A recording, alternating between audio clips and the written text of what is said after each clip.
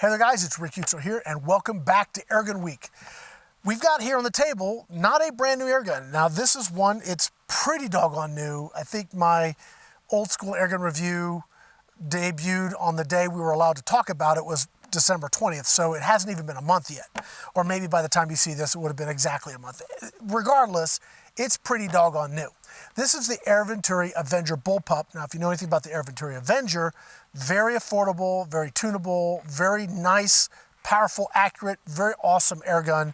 And taking that and turning it into a bullpup just made a lot of good sense. People like this form factor. It's not my favorite, but I've done a few things to this since my review that have made it a lot easier for me to shoot it, and I'm going to share some of those with you today.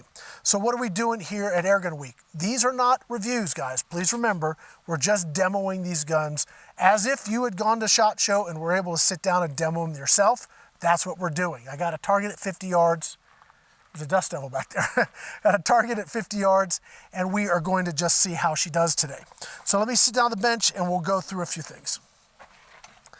Okay, so bullpup design, very lightweight, very nice as far as the weight distribution towards your body instead of out front.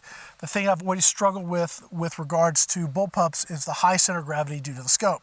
Well, this really suffered from that in my initial review. I had lower mounts and I struggled. This cheek piece for me is a little just too high. So the only way around that is to get the scope up higher. And I think I even mentioned that in my review I was going to do that. Well, I have done that, and what a difference. Just a huge difference as far as my enjoyment in shooting the gun. The other thing I neglected to show you guys in the review is this little buttstock here that they have. This actually slides up and down to make it even more comfortable for you to get in that, the right spot in your shoulder. So I forgot to mention that before, but they've done a really good job on this. Trigger pull on this is really, really good. There's so many things that they did right with this. I can overlook a couple of the things that I wouldn't have expected them to do right out of the gate anyway. The one thing people mentioned was the cocking lever being way back here. Yeah, I get it. It would be nice if it was up here. Look, if they're going to do another like Gen 2, I'm pretty sure that's one of the things they'll change. But out of the gate, just to get us started, I think they've done a really, really good job. All right, so let's go ahead and do some shooting here. Do we want to run the chronograph? I think we probably ought to. So let me just do that. I'm going to get that set up. I'll be right back. Okay, we should be good to go. I really love using the FX chronograph for this stuff because you guys are able to see or hear what's going on while I'm actually shooting my targets. It's just really makes my life a lot easier. And I can give you some sort of real-time data, especially in an environment like this.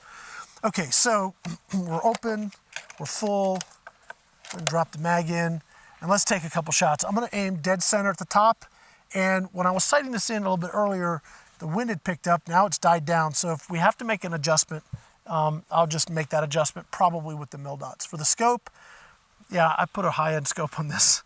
This is the Hawke Frontier, just a first focal plane at that. So as far as a hunting rig, for me, this would be awesome. And I know that this is way off the bore, and that's how a bullpup runs, guys. There's no other way to do it. So if you see this and go, why is that so high? Well, first of all, there's no other way to do it on a bullpup. ARs are the same way. Traditional rifle, the comb of the stock goes down. It allows you to get the scope lower to the rail or lower to the bore. On this is what we got. Anyway, now it's at least comfortable. So enough of that. Let's do some shooting. Okay.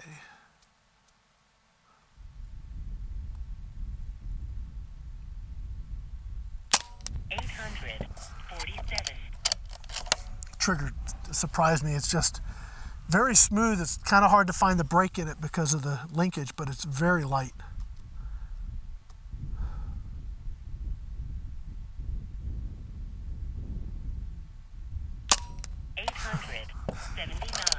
Same hole.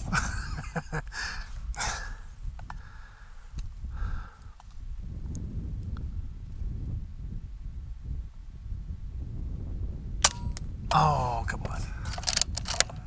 Didn't register.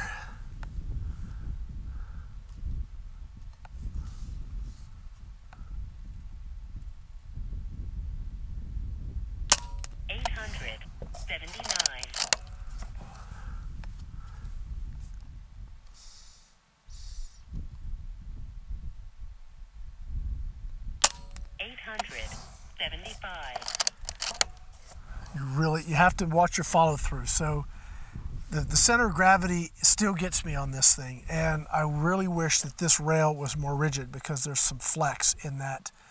And it's a technique thing, it's a Rick thing. The gun is super, super accurate. So I just need to get better controlling how I handle the gun, and this thing, I won't have that, like that one errant shot, I won't have those once I get better with it.